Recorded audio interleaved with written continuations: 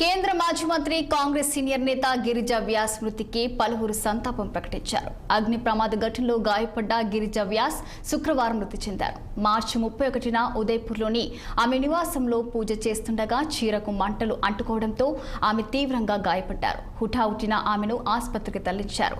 ఇక ఇంటెన్సివ్ కేర్లో ఉంచి ఆమెకు చికిత్స అందించారు. వైద్య బృందం తీవ్రంగా శ్రమించినా ఫలితం మాత్రం దక్కలేదు. ఇక ఆరోగ్యం విషమించడంతో ఆమె ప్రాణాలు విడిచారు. ఈ మేరకు కుటుంబ సభ్యులు ఆమె చనిపోయినట్లు తెలిపారు.